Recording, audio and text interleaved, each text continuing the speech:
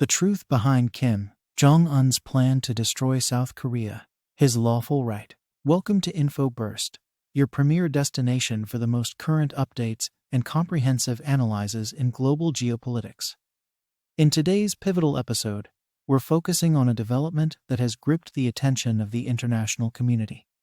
The alarming declaration from North Korea's supreme leader, Kim Jong-un, against South Korea. This proclamation has escalated tensions to a new high, underscoring a grave moment in the delicate balance of regional and global security. Kim Jong-un's recent statements, delivered on a significant military anniversary in North Korea, assert a supposed legal right to annihilate South Korea, designating it as a primary enemy. This comes closely on the heels of the North Korean parliament's decision to sever all forms of economic cooperation with its southern neighbor, marking a significant downturn in the already fragile relations between the two Koreas. The Korean Peninsula's history is fraught with conflict, punctuated by the Korean War, which concluded in 1953 with an armistice, but notably no peace treaty, leaving the nations in a technical state of war. Kim Jong-un's recent declarations have not only reignited concerns about the potential for conflict, but have also raised questions about his motives. These could range from a strategic move to consolidate power internally amidst economic hardships to a calculated attempt to challenge and intimidate South Korea and its allies, particularly the United States. The international response has been swift and unified in its concern. Governments around the world, including the United States, have condemned these escalatory remarks, urging a return to diplomatic dialogue and peace talks. For South Korea, this represents a significant challenge to its approach of engagement and diplomacy with the North, as well as a serious threat to its security. In addition to the geopolitical ramifications, the advancement of North Korea's military capabilities, particularly its nuclear and missile programs, adds a layer of complexity and danger to the situation. This poses not just a regional, but a global threat, underlining the urgent need for a strategic and peaceful resolution. As the situation develops, the international community's role in mediating and preventing a crisis becomes increasingly crucial. Here on InfoBurst, we will continue to monitor this evolving story closely, providing you with detailed updates and analysis. Our goal is to keep you informed on these critical developments and their wider implications for peace and stability in the region and beyond.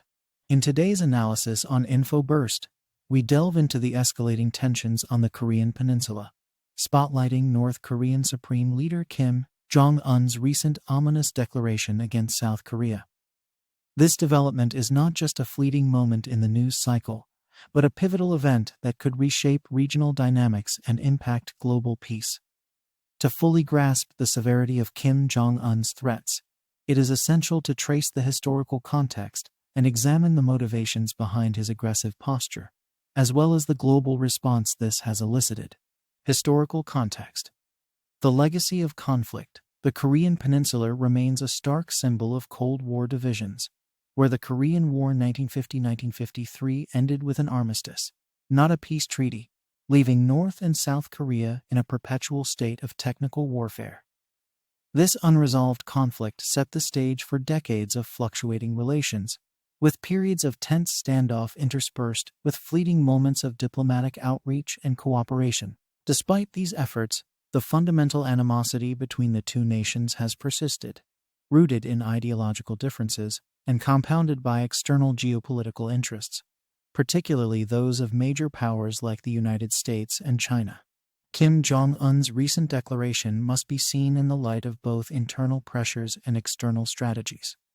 Domestically, North Korea faces significant economic challenges, exacerbated by stringent international sanctions aimed at curtailing its nuclear program.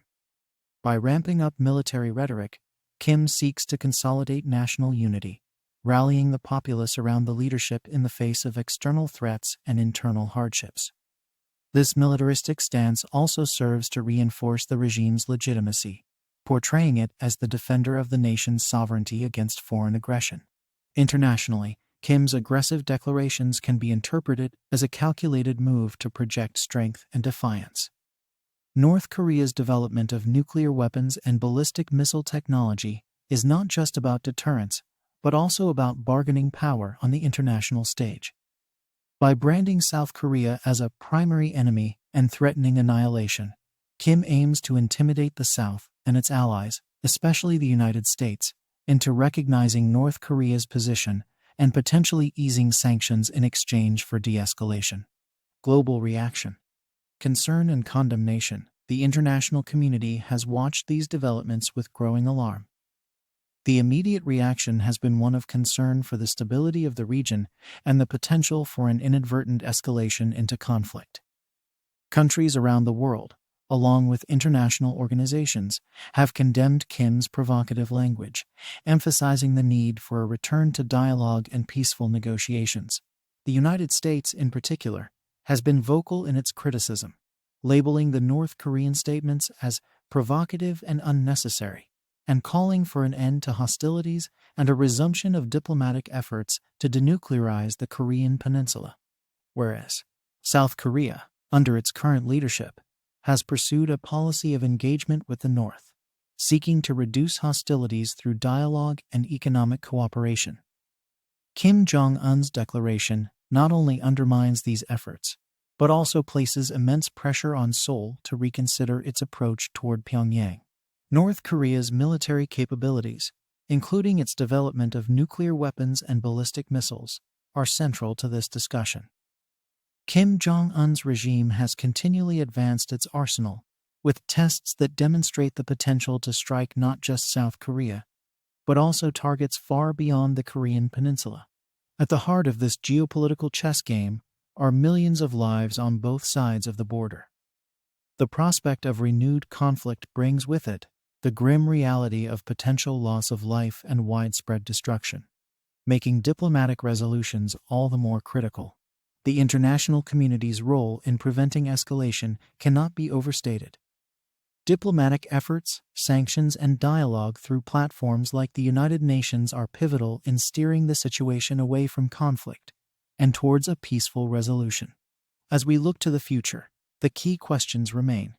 Can diplomacy prevail, or are we on the brink of a new era of hostility on the Korean Peninsula?